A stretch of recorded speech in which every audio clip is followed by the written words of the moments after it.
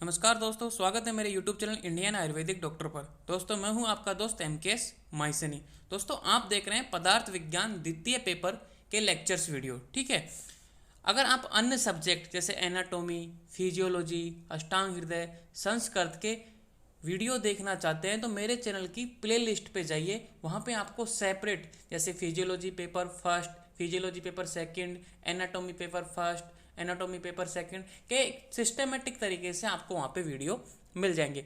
तो चेकआउट कीजिए मेरी प्लेलिस्ट को और देखिए। आपको हो सकता है आने वाले इसी लेक्चर्स वीडियो में स्क्रीन पे थोड़ा कम दिखाई दे या धुंधला दिखाई दे, क्योंकि यह ऑनलाइन क्लास की रिकॉर्डिंग है जो मेरे द्वारा ली जाती है। कभी कभी मैं क्लास लेता हूँ ऑनलाइन रिकॉर्डिंग, तो मैं रिकॉर्ड करता हूँ, उनको यूट्यूब पे अपलोड करता हूँ। तो हो सकता है आपको कम दिखाई दे। अगर आपको जो स्क्रीन पे दिखाई दे रहे जो नोट्स आपको चाहिए तो आपको मुझसे कांटेक्ट करना होगा। मेरे ग्रुप के लिंक डिस्क्रिप्शन में है, आप उनको ज्वाइन हो जाइए।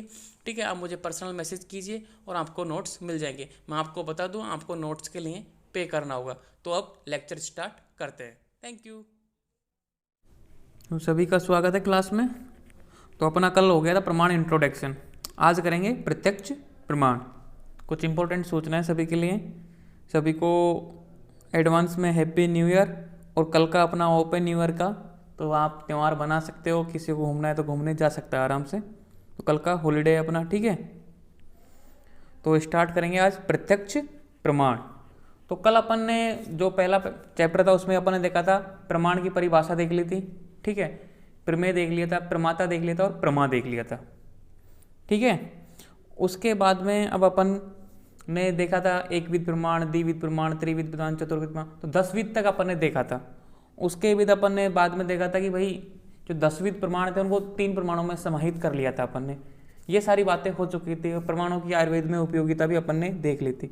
अब करेंगे प्रत्यक्ष प्रमाण। यहाँ से स्टार्ट होते हैं प्रमाण। एक्चुअली में वो इंट्रोडक्शन था, लेकिन क्वेश्चन वहाँ से भी आते हैं और यहाँ से भी आएंगे। तो एक तरीके से पूरे वहीं से स्टार्ट होता है ना। पहले पीडीएफ अपन ने स्टडी की थी, तो एक ही चैप्टर समझो इसको। वो तो सिलेबस के अनुसार डिवाइड कर रखा है, लेकिन एक्चुअली में चैप्टर तो एक ही है। थोड़ा लेंथी हो जाता है, इसलिए इनके पार्ट कर दिए, चैप्टर 1, चैप्टर 2, चैप्टर 3, इस तरीके से।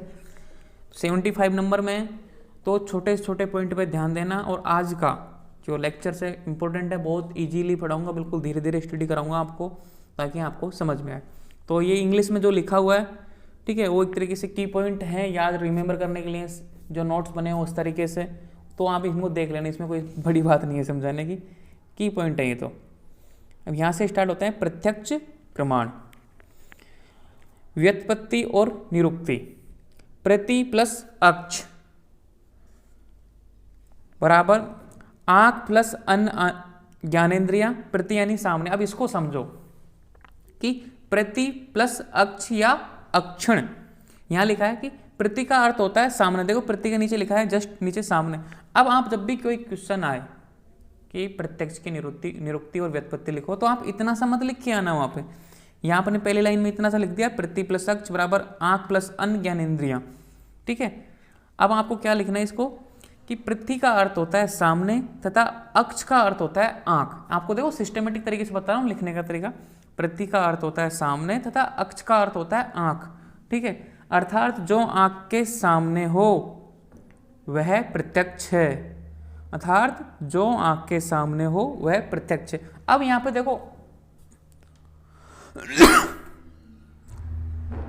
अब यहां पे देखो आंख के सामने तो थोड़ी मानी जाएगा। अब ज्ञानेंद्रिय तो और भी है, कान है, जिह्वा है, घ्राणेंद्रिय है। तो यह बोल रहा है कि आंख अक्ष में आप सारी इंद्रियों को सम्मिलित करो, मतलब ऑटोमेटिक आते हैं ये, जैसे कि। लेकिन यहां पर अक्ष शब्द से मात्र आंख को ग्रहण नहीं करना। यहां इसके साथ साथ कौन कौन सी करना है?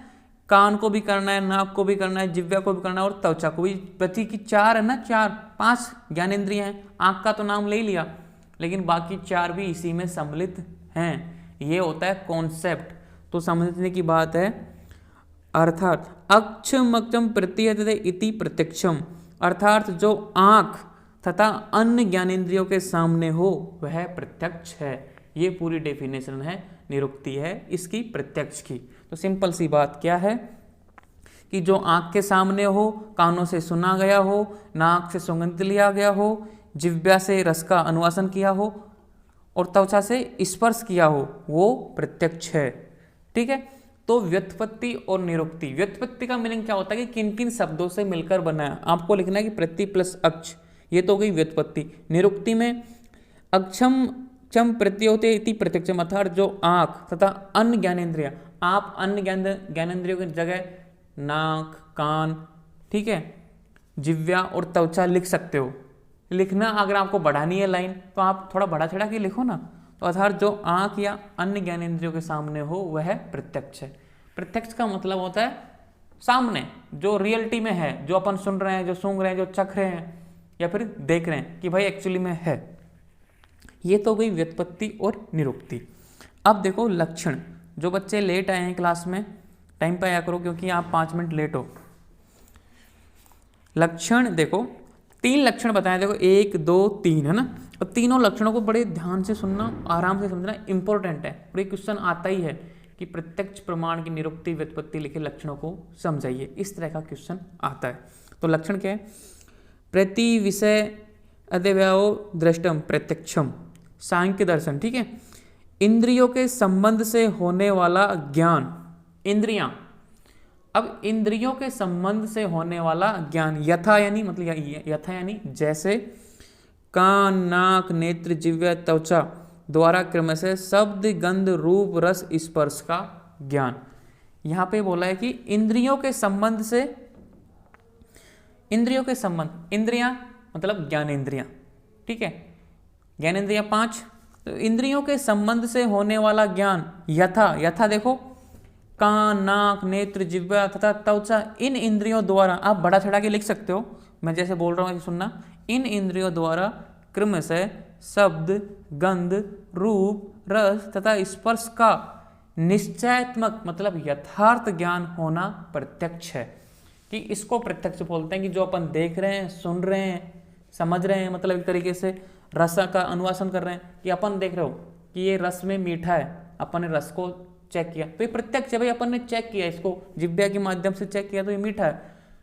मिर्ची ज़्यादा है तो तीखी है, अपन कड़वा है तो तिक्त है। जो सिंपल सी बात है कि अपने आंखों के सामने है या फिर इंद्रियों का योगदान हो रहा है उसमें, तो सिंपल सी बात है इंद्रियों के संबंध से होने वाला ज्ञान, इसमें इंद्रियां भागीदारी निभाती हैं प्रत्यक्ष में।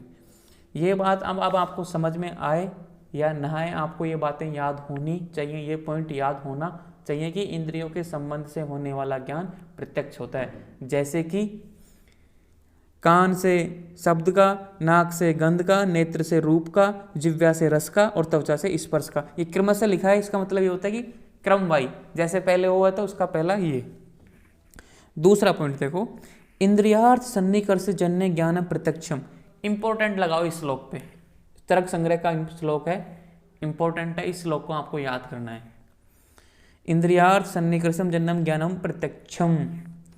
इंद्रियां और अर्थ, कौन सा अर्थ? मतलब ज्ञानेंद्रियां, इंद्रियों के अर्थ जो विषय, शब्द, स्पर्श, रूप, रस, गंध के संयोग से उत्पन्न हुआ ज्ञान। इंद्रियां और जो इनके विषय का जो संयोग हुआ आपस में, अब ये संयोग किस तरीके से होता है अपन मैं बताऊंगा आगे आपको। जो संयोग होता है उससे जो ज्ञान की प्राप्ति होती है कि अपन को देखना है, कि सुनना है, कि सुगंध लेनी है या फिर रस का अनुवासन करना है या फिर स्पर्श का ज्ञान करना है। ठीक है, संयोग से उत्पन्न हुआ ज्ञान। इंद्रियां और अर्थ, किसके अर्थ या विषय? अर्थ के कोष्टक में लिखा है विषय, तो आप अर्थ बोल दो या विषय बोल दो, बात एक ही, मतलब इंद्रियों के अर्थ और विषय के संयोग से उत्पन्न हुआ ज्ञान। ठीक है, तीसरा पॉइंट देखो, इंद्रियां और विषयों के संयोग से उत्पन्न ज्ञान जो कि, देखो कितना अच्छा और इजीली मैं समझा रहा हूं आपको। इंद्रियां और विषय के संयोग से उत्पन्न ज्ञान जो कि अव्यवदेश, अव्यवसायत्मक और अविवेचारी हो, प्रत्यक्ष कहलाता है। आप ऐसे लिख सकते हो कि इंद्रियां और विषय के संयोग से उत्पन्न ज्ञान जो कि अव्यवदेश, व्यवसायत्मक और अविवेचारी हो, प्रत्यक्ष कहलाता है। अब इनका मीनिंग क्या है? 3 पॉइंट आए, अव्यवदेश, व्यवसायत्मक और अविवेचारी। देखो यहाँ पे देखो, निर्विकल्प, सविकल्प और भ्रमरहित, तीनों के कोष्टक में लिखा है। अब निर्विकल्प का मतलब क्या होता है? निर्विकल्प का मतलब है कोई वस्तु, कोई जाति, कोई भी मान लो कि उसकी कोई छाया आ रही है, ठीक है, अपन को पता है कि कुछ ना कुछ कोई ना कोई व्यक्ति अपनी तरफ आ रहा है, मतलब दूर है, वो छाया आ रही है, उस व्यक्ति की प्रति छाया चल रही है, तो सिंपल सी बात है कोई ना कोई है। निर्विकल्प, उसको बोलते हैं निर्विकल्प। ठीक है। सविकल्प, निर्विकल्प को इस तरीके से जानते हो, कोई वस्तु, जाति, स्थान, उसका मतलब पूर्णतः ज्ञान नहीं होना। ठीक है। नाम पता नहीं होना, क्लियरेंस नहीं है, मतलब एक तरीके से कि कोई व्यक्ति आ रहा है, अपने पास आ रहा है, उसकी छाया लाइट में अपने पास आती दिख रही है, तो अपन को अंदाजा होता है कोई ना कोई व्यक्ति तो आ रहा है, कोई ना कोई व्यक्ति तो आ रहा है, ये होता है निर्विकल्प। अब सविकल्प में क्या होता है कि वो व्यक्ति पास आ गया अपने, तो सब कुछ, उसका नाम भी पता चल गया कि राम आ रहा है कि श्याम आ रहा है, स्त्री आ रहा है कि पुरुष आ रहा है, बच्चा आ रहा है कि लेडी आ रहा है, जो भी आ रहा है एक एकदम प्रत्यक्ष नाम पता है अपन को, वो होता है विकल्प। और भ्रम रहित, भ्रम रहित का मीनिंग ऐसे होना चाहिए, आप सोचो कि भाई छाया तो आ रही है, लेकिन आपको यही पता नहीं है कि आदमी की आ रही है या फिर पशु की आ रही है या फिर कोई भूत की आ रही है, तो मतलब कंफ्यूजन वाली स्थिति ऐसी नहीं होनी चाहिए। आपको पता है कि छाया आ रही है तो व्यक्ति की आ रही है या महिला की आ रही है या फिर पुरुष, मतलब किसकी आ रही है, जो जानवर होता है मतलब पशु होता है उसकी आ रही है, ऐसा नहीं होना चाहिए। तो 3 इंद्रियां और विषय के संयोग से उत्पन्न ज्ञान जो कि निर्विकल्प हो, सविकल्प हो और भ्रम रहित हो, आप इसको ऐसे भी लिख सकते हो दूसरे शब्दों में कि इंद्रियां और विषय के संयोग से उत्पन्न ज्ञान जो कि निर्विकल्प, सविकल्प और भ्रम रहित हो, उसे हम प्रत्यक्ष कहते हैं। ये 3 लक्षण हैं। तो तीनों में एक ही आ रहा है कि इंद्रियों के संयोग से जो उत्पन्न ज्ञान होता है, 5 इंद्रियों मतलब अपनी ज्ञानेंद्रियों से जो ज्ञान उत्पन्न हो रहा है, लेकिन उसमें भ्रम नहीं होना चाहिए, वो प्रत्यक्ष है। तो सिंपल सी बात है, अपनी इंद्रियों का योगदान है। अब देखो ज्ञान परिभाषा है, आइए नीचे। ज्ञानेंद्रिय एवं उनके विषय के सन्निकर्ष से उत्पन्न हुआ भ्रम रहित ज्ञान। लास्ट में देखो ये सारे पॉइंट अपने लक्षण देख लिए, निरुक्ति देख ली, व्युत्पत्ति देख ली, लास्ट में इसकी परिभाषा निकल के आई, साफ एंड सुथरी एंड स्वच्छ, इसमें कोई दोष नहीं है उस परिभाषा में। ज्ञानेंद्रियां, क्योंकि अपन इंद्रिया कर रहे थे जब से, तो इंद्रियों का तो परवर्ती में इंद्रियों में कर्म इंद्रिय भी आती हैं, लेकिन यहाँ पे लिख दिया ज्ञानेंद्रियां, 5 ज्ञानेंद्रिय की बात हुई। ज्ञानेंद्रियां एवं इनके विषय, विषय कौन कौन से हैं, शब्द, स्पर्श, रूप, रस, गंध, ठीक है, के सन्निकर्ष से, इंद्रियां और उनके विषय में आपस में सन्निकर्ष से उत्पन्न हुआ ब्रह्म रहित ज्ञान, कोई संशय नहीं हो उसमें, कोई संदेह ना हो, क्लियर हो, कॉन्फिडेंस हो कि हाँ ये एक्चुअली में यही था, यही है, तो वो होता है प्रत्यक्ष। ठीक है, रहित ज्ञान को प्रत्यक्ष कहते हैं। आप ऐसे भी लिख सकते हो, बढ़ा सकते हो इसको। अब देखो, तो परिभाषा हो गई प्रत्यक्ष की, लक्षण हो गए प्रत्यक्ष के, और व्युत्पत्ति और निरुक्ति।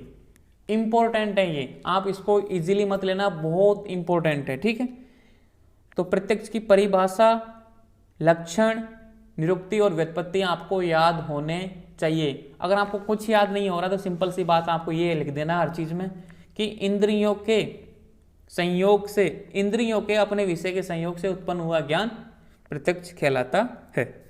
अब ज्ञान उत्पत्ति के प्रकार, ठीक है, ज्ञान उत्पत्ति के प्रकार बोल दो इसको, या ज्ञान उत्पत्ति किस प्रकार से होती है, अपन को ज्ञान किस प्रकार से होता है, ये इंपॉर्टेंट है। देखो स्टार मार्क लगा हुआ है।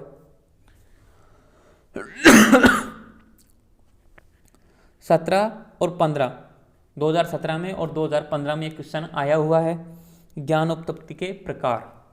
अब क्या बोलता है, ज्ञान का अधिकरण प्राप्त करने वाला आत्मा, ये अपन को पता है, अपन जब से स्टडी कर रहे हैं, क्लास स्टार्ट किया अपन ने, जब आत्मा भी स्टडी करा रहा था, और आत्मा को मैंने बड़े डिटेल से और आराम से कि आत्मा सुख का अनुभव करने वाली भी आत्मा है, दुख का अनुभव करने वाली भी आत्मा है, ज्ञान भी आत्मा को हो रहा है, और अज्ञानी है व्यक्ति तो आत्मा की वजह से, तो सारा, तो ज्ञान का अधिकरण प्राप्त करने वाला आत्मा ही है, तथा वही वास्तविक परमात्मा है। मतलब एक्चुअली में अपना शरीर का तो वो यूज कर रही है, अपनी बॉडी का तो वो यूज कर रही है, एक्चुअली में परमात्मा तो वही है ना, तो वास्तविक परमात्मा वही है, मतलब कर्म करने वाला जो भी है वही है आत्मा।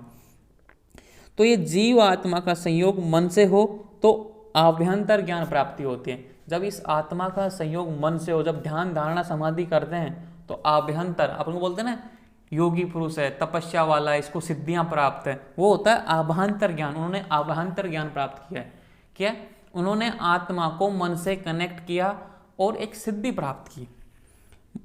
जीव आत्मा का मन व इंद्रियों से हो तो बाह्य ज्ञान की प्राप्ति होती है।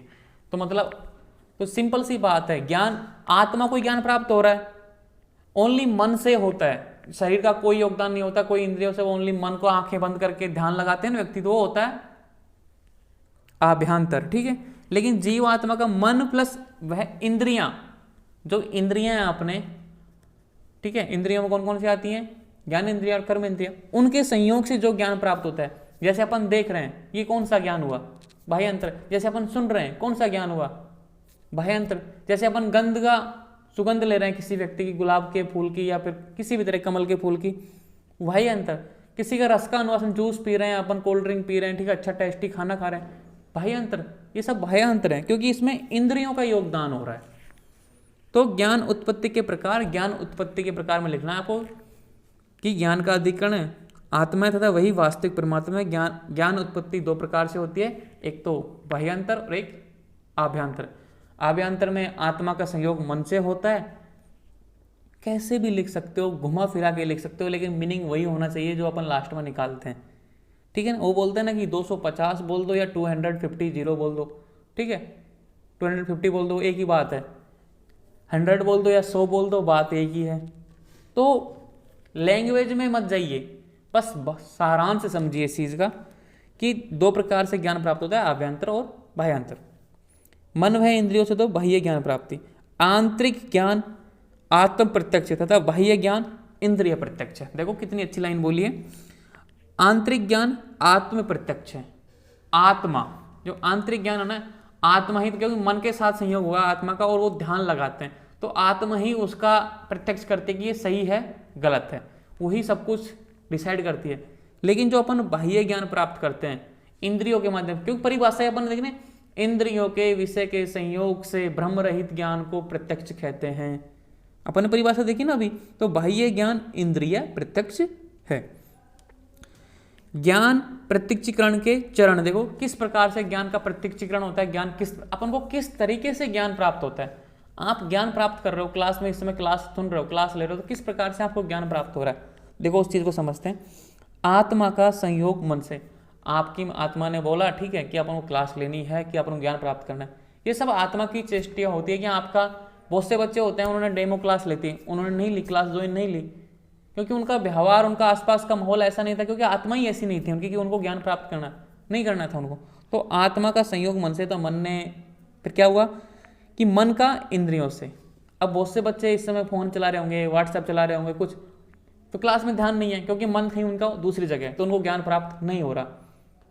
अपन क्लास में बैठे रहते हैं, टीचर सामने पढ़ा रहा होता है, आवाज देखो, टीचर पीछे तक की बेंच तक आवाज जाती है, लेकिन व्यक्ति का ध्यान फोन में रहता है या फिर सपनों में खोया हुआ रहता है, तो उसको वो आवाज सुनाई नहीं देती। और एक्चुअली में आवाज पहुंच रही है, उससे पीछे वाले व्यक्ति को सुनाई दे रही है, लेकिन उस बीच वाले व्यक्ति को सुनाई नहीं दे रही। क्यों? क्योंकि उसका मन कहीं और है। तो एक कनेक्शन है ना, जीव आत्मा का संयोग मन से, मतलब मन का इंद्रियों से, इंद्रियों का अर्थ से संयोग होने पर ज्ञान का प्रत्यक्षीकरण या ज्ञान प्राप्ति संभव है। अगर इसमें एक भी कहीं भी डिस्कनेक्शन हो गया, कनेक्शन कट हो गया, आपको ज्ञान नहीं होगा।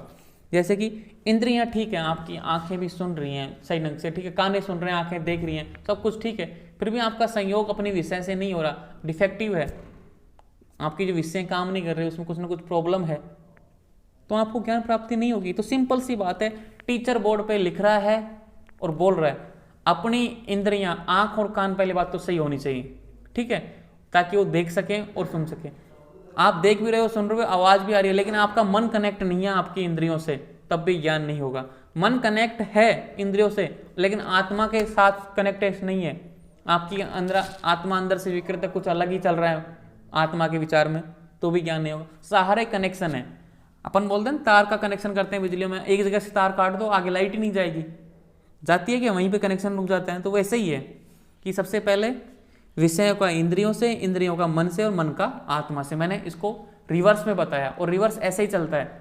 उन्होंने क्या उल्टा बताया था कि आत्मा से मन, मन से इंद्रिया, इंद्रिया से विषय। मैं बता रहा हूँ पहले विषय, विषय से इंद्रिया, इंद्रिया से मन, मन से आत्मा। इस तरीके से ज्ञान पहुंचता है लास्ट में आत्मा के पास। ओके, क्योंकि वो ज्ञान क्वेश्चन पूछ रहे हैं ना कि आत्मा को ज्ञान किस प्रकार से होता है, आत्मा को ज्ञान प्रत्यक्षीकरण, तो उन्होंने आत्मा से स्टार्ट किया, लेकिन अपन को रियलिटी पता है, क्योंकि सबसे पहले विषय, विषय के बाद में इंद्रियां, इंद्रियों के बाद में मन, मन के बाद में आत्मा को इस तरीके से पहुंचता है। अपन आंसर दे रहे हैं, क्लियर। तो इंद्रियों का अर्थ से संयोग होने पर ज्ञान का प्रत्यक्षीकरण या ज्ञान प्राप्ति संभव है। ओके, इंद्रियां स्वरूप, अब देखो प्रत्यक्ष प्रमाण स्टडी कर रहे थे, लेकिन बार बार इंद्रिया आ रही है कि परिभाषा देखिए अपन ने कि इंद्रियों के विषय के सन्निकर्ष होने पर भ्रम रहित ज्ञान को प्रत्यक्ष कहते हैं। यहाँ भी देखिए ज्ञान की उत्पत्ति में इंद्रियां आ रही हैं, हर जगह इंद्रियों का रोल आ रहा है। तो अपन इंद्रियां स्टडी करते हैं। तो सिलेबस बनाने वालों ने, जो बड़े बड़े ज्ञाता हैं, CCIM के मेंबर, उन्होंने सिलेबस डिसाइड किया। तो उन्होंने बोला कि इस इंद्रियों को समझ लो पहले, प्रत्यक्ष को तो अपन बाद में समझेंगे, पहले इंद्रियों को समझो, क्योंकि ये बार बार आ रहा है, बच्चे कंफ्यूज हो रहा है। तो यहाँ से इंद्रियां स्टार्ट होती हैं अपनी। ये सब सिलेबस के अनुसार है, ऐसे नहीं कि मैं मेरी मर्जी से ऐसे यहाँ पे डाल दी इंद्रियां, सिलेबस के अनुसार है। अब देखो इंद्रियां, यहाँ पे हेडिंग डल गई, इंद्रियां स्वरूप व लक्षण। यहाँ पे इंद्र प्लस घ प्लस ई बराबर इंद्रिय। यहाँ पे देखो क्या क्या बोला गया है कि इंद्र प्लस घ प्लस ई बराबर इंद्रिय, अर्थात आत्मा का लिंग चिन्ह इंद्रिय है। देखो जो इंद्र शब्द आया है, इंद्र अपन जैसे पर्यायवाची बोलते हैं ना, आत्मा को इंद्र भी बोलते हैं, अर्थात आत्मा का लिंग चिन्ह इंद्रिय है। इंद्र अर्थात आत्मा, देखो यहाँ पे इंद्र बराबर क्वेश्चन नीचे लिखा है एरो मार के, इंद्र अर्थात आत्मा, अर्थात आत्मा का जो चिन्ह है या लिंग है, मतलब जो भी पहचान है, उसे इंद्रिया कहते हैं। दोबारा देखो, इंद्रिय स्वरूप एवं लक्षण नई हेडिंग डली है यहाँ पे। तो इंद्रिया किस तरीके से बना, इंद्र प्लस घ प्लस ये बराबर इंद्रिय, इंद्र अर्थात आत्मा, ठीक है, अर्थात आत्मा का लिंग इंद्रिय है। देखो इसको समझो, आत्मा के द्वारा ज्ञात, उसके द्वारा बनाया हुआ, उसके द्वारा दिए हुए ज्ञान और कर्म का जो साधन है, उसे इंद्रिया कहते हैं। सिंपल सी बात यह है कि आत्मा द्वारा, इंद्र यानी आत्मा, आत्मा द्वारा, आत्मा को जो ज्ञान प्राप्ति होती है, जो आत्मा जो कर्म करती है, जिसके माध्यम से होता है, जिस लिंग के माध्यम से, जिस चिन्ह के माध्यम से होता है, उसे अपन इंद्रियां कहते हैं। ये इसका मीनिंग है, क्योंकि इंद्रियां कौन सी, ज्ञान इंद्रियां और कर्म इंद्रियां, उन्हीं की सहायता से उनको ज्ञान प्राप्त होता है, उन्हीं की सहायता से वो कर्म कर पाती है। तो इसलिए बोला आत्मा का लिंग या चिन्ह जो है इंद्रिया है। दोबारा से समझो इस चीज को, मैं आराम से बोलूंगा। इंद्र आत्मा को ही कहते हैं, अर्थात अतः आत्मा का जो चिन्ह या लिंग है उसे इंद्रिया कहते हैं। जैसे, या दूसरे शब्दों में इसको ऐसे बोलेंगे, आत्मा के द्वारा ज्ञात, उसके द्वारा बनाया हुआ, उसके द्वारा दिए हुए ज्ञान और कर्म का जो साधन है, साधन, साधन एक वर्ड आया, साधन का मीनिंग होता है किसके माध्यम से होता है, इंद्रियों के माध्यम से। आत्मा को जो भी कर्म करना है, आत्मा को जो भी जानकारी प्राप्त करनी है, आत्मा से जो भी कर्म करवाना है, सब किसके माध्यम से होता है, इंद्रियों के माध्यम से। तो इसलिए बोला कि आत्मा का जो चिन्ह है या लिंग है वो इंद्रिया है। तो समझ में आया यहाँ पे, विषय को ग्रहण करने के साधनभूत द्वार का नाम इंद्रिया है।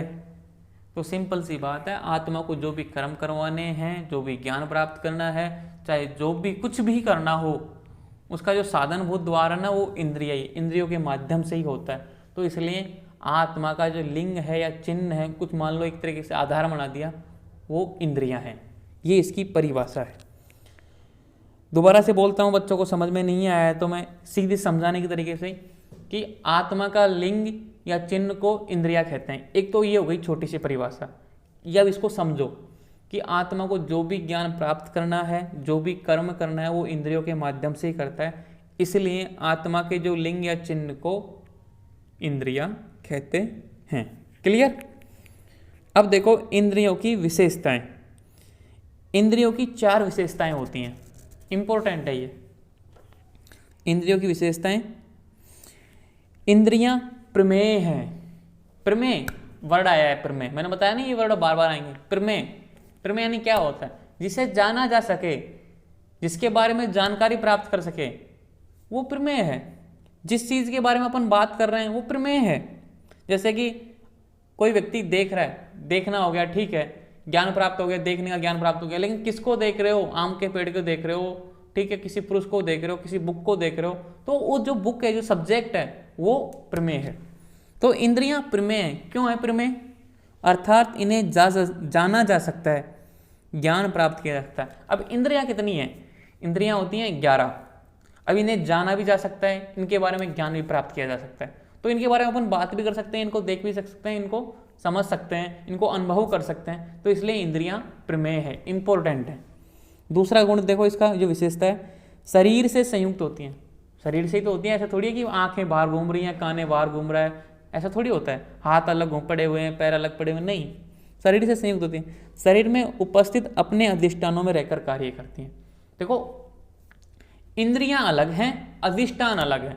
अपन बोलते हैं ना कि आंख, कान, नाक, ये अधिष्ठान है, इंद्रियां नहीं है। इनमें रहती हैं एक्चुअली में। ये आंख में चक्षु इंद्रिया रहती है, कान में श्रोत्र इंद्रिया रहती हैं, ये अधिष्ठान है। कान, आंख, नाक, तो इंद्रियां इनके अंदर निवास करती हैं। ठीक है, शरीर में उपस्थित अपने अधिष्ठानों में रहकर कार्य करती हैं। अब देखो तीसरा पॉइंट है, स्वयं इंद्रिय गम नहीं है।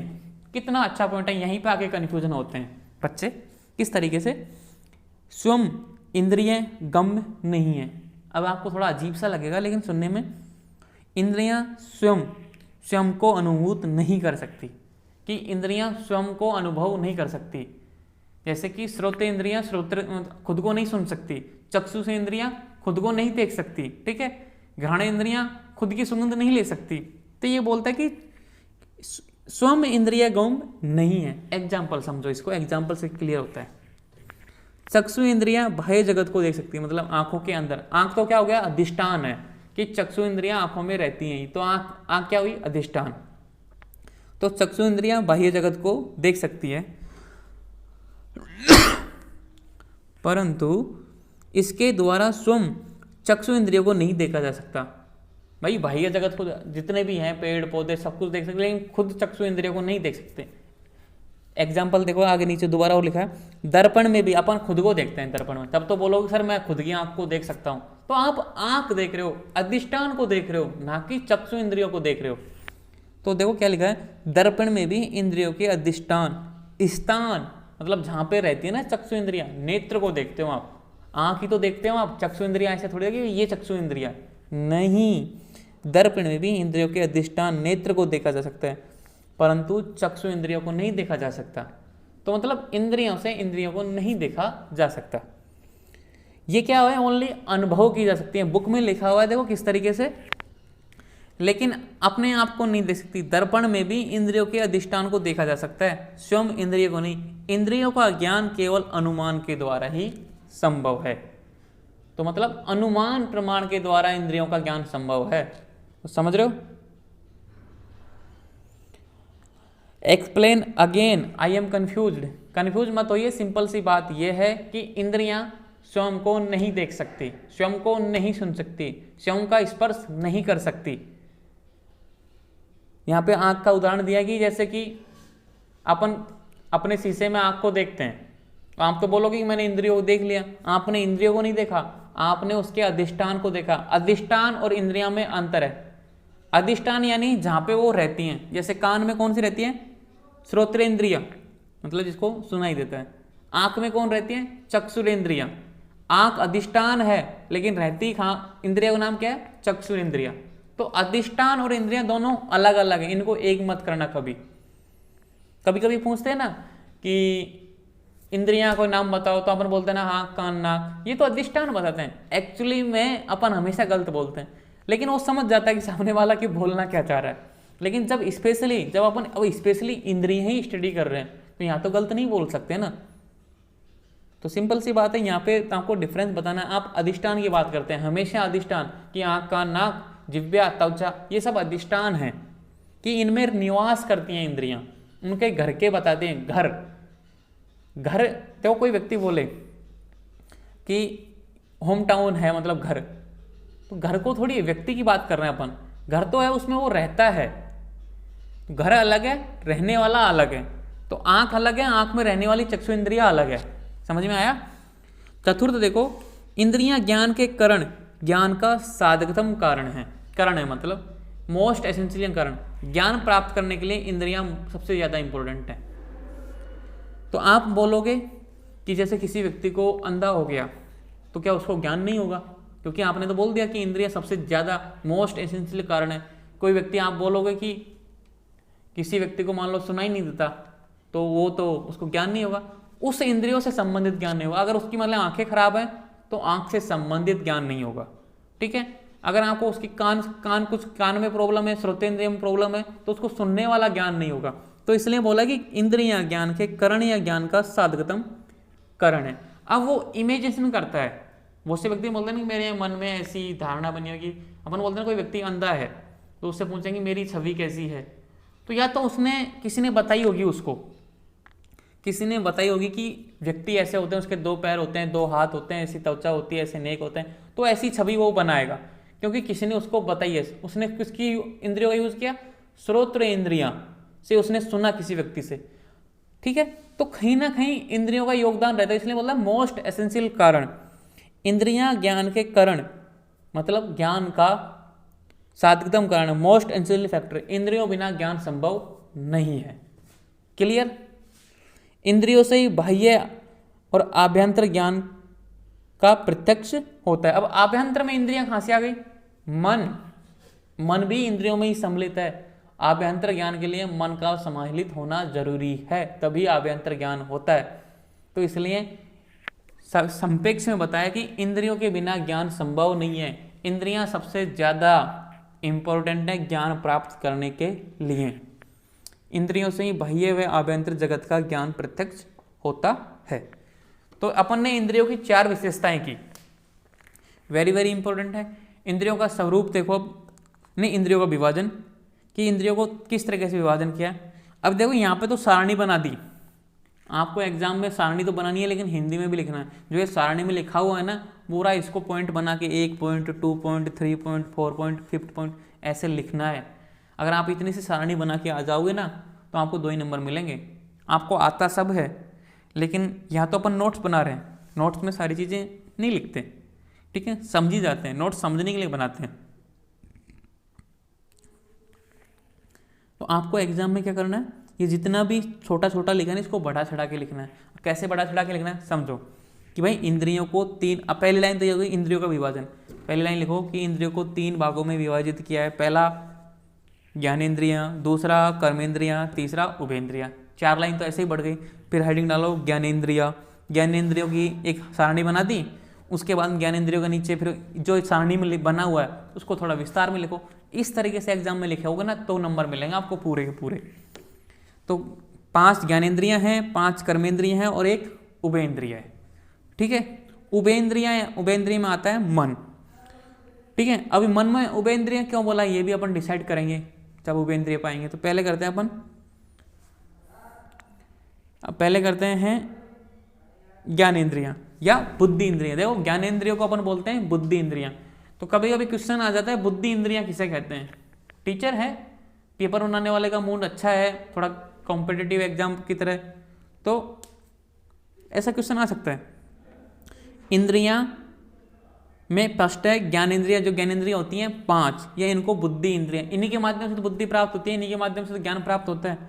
तो पहली है इंद्रिया, देखो यहाँ पे देखो वही कर्ण, त्वचा, नेत्र, जिह्वा, नासिका, यही नाम लिखते हैं। बुक वाले भी यही लिखते हैं, टीचर भी यही लिखते हैं हमेशा, लेकिन आपको अंदर पता होना चाहिए कि हमेशा ये अधिष्ठान होते हैं, ठीक है। बुक में भी ऐसे ही लिखा है, ऐसे नहीं कि नोट्स गलत हैं, बुक में भी ऐसे ही लिखा है, लेकिन आपको ये पता होना चाहिए कि नेत्र अलग है और इंद्रिया अलग है।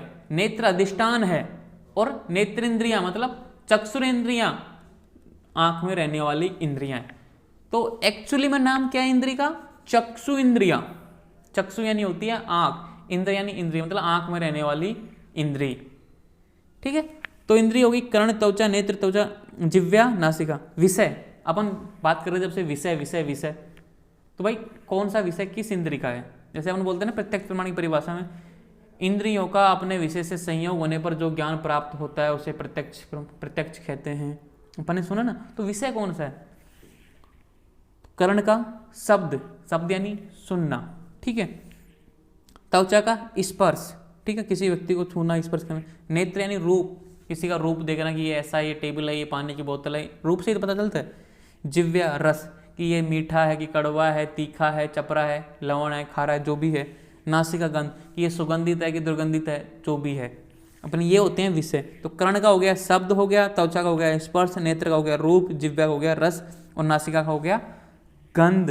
अब आपको क्या लिखना है, देखो आपको हेडिंग डालनी है ज्ञानेंद्रिया, ऐसी सारणी बना दी, इंद्रिय लिख दी, विषय लिख दिया। आपको नीचे क्या लिखना है कि इन्हीं को बुद्धि इंद्रियां भी कहते हैं, एक लाइन और बढ़ गई। फिर ये संख्या में 5 होती हैं, पहली नेत्र, दूसरी कर्ण, तीसरी घ्राण, चतुर्थ रसना, पांचवी त्वचा।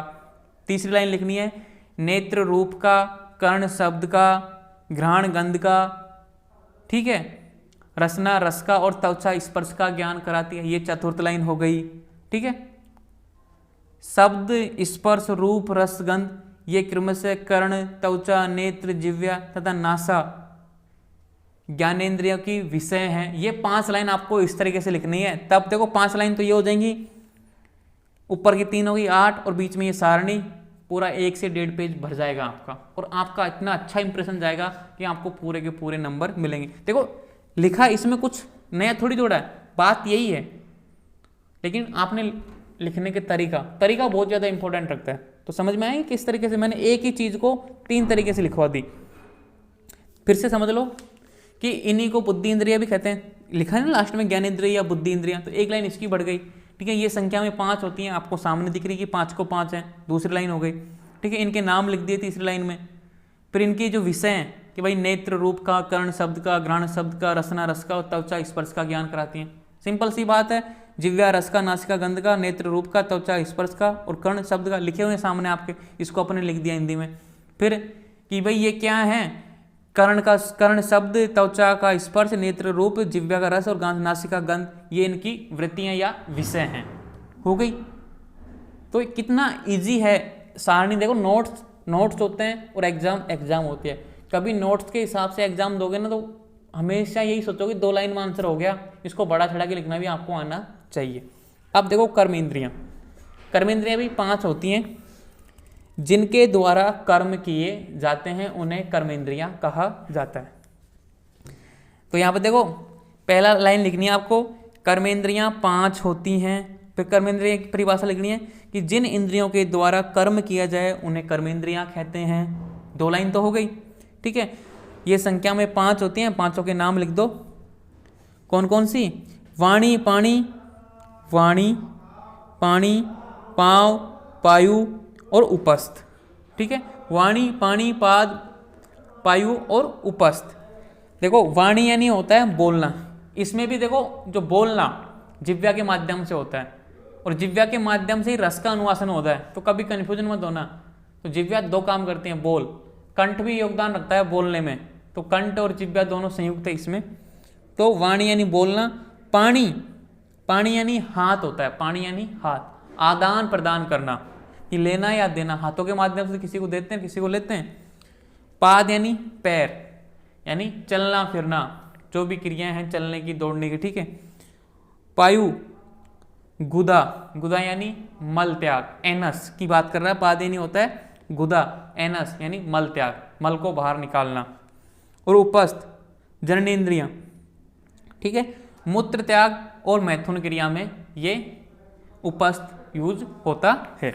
तो यहाँ देखो कैसे लिखना है आपको, जिन इंद्रियों के द्वारा कर्म व्यापार किया जाता है उन्हें कर्मेंद्रियां कहते हैं। ये संख्या में 5 होते हैं, पहला वाणी, दूसरा पाणी, तीसरा पाद, चतुर्थ पायु, 5वां उपस्थ, ठीक है।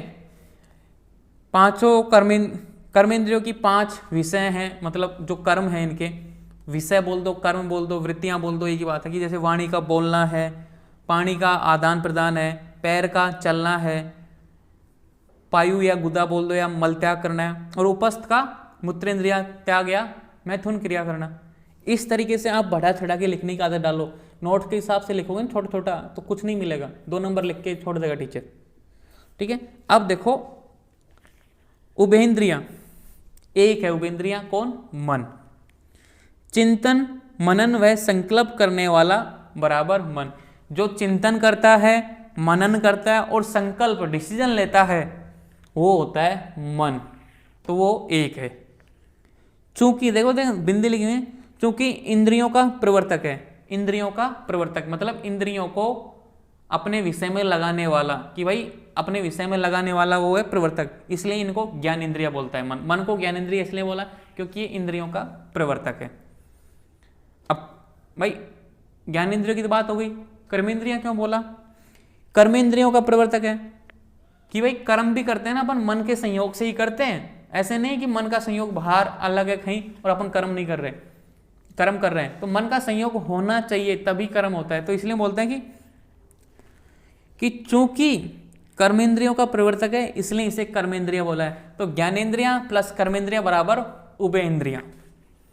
तो इसके 5 विषय अपन ने जब चैप्टर नंबर 3 द्रव्य कर रहे थे तो मन के 5 विषय थे, मैंने खूब डिटेल में बताया था और बड़े आराम से समझाया था कि चिंतन, विचार, उभय, संकल्प और मनन, ये मन के 5 विषय हैं।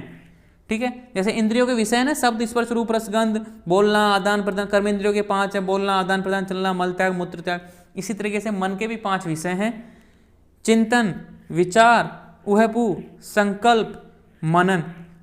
किसी भी चीज़ को चिंतन करना, मैंने एग्जाम्पल दिया था कि भाई मुझे टॉप आना है क्लास में, ठीक है, वो एग्जाम्पल दिया था, आप याद करो, फिर आप उसके हिसाब से पढ़ोगे, विचार करोगे भाई किस तरीके से नोट्स बनाने, किस तरीके से क्लास ज्वाइन करनी है, किस तरीके से क्या करना है। उहपू करोगे कि लेनी है कि क्लास नहीं लेनी है, क्या फ़ायदा है मुझे, क्या बेनिफिट्स है, नुकसान, फ़ायदे देख के, मतलब एक कसम कस वाली लाइफ में। फिर अपन ने संकल्प कर लिया, ठीक है जो होगा सो देख ही जाएगा, हाँ फिर मनन करके हाँ अपन को टॉप करना है, वो इस तरीके से ये मन का काम है, ये 5 तो विषय हैं। क्लियर, इनका विभाजन तो समझ में आया ना कि एग्जाम पे किस तरीके से लिखना है। मैं इसी की बात नहीं कर रहा हूँ इंद्रियों की, हर में आपको ऐसे करना है, थोड़ा बड़ा छड़ा के लिखना है क्योंकि नोट्स के हिसाब से हैं।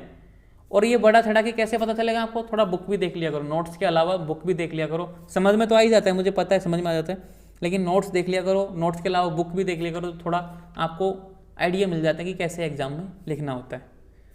ठीक है, तो कल का ओप है क्लास का, कल न्यू ईयर का ओप है, आप सभी को हैप्पी न्यू ईयर।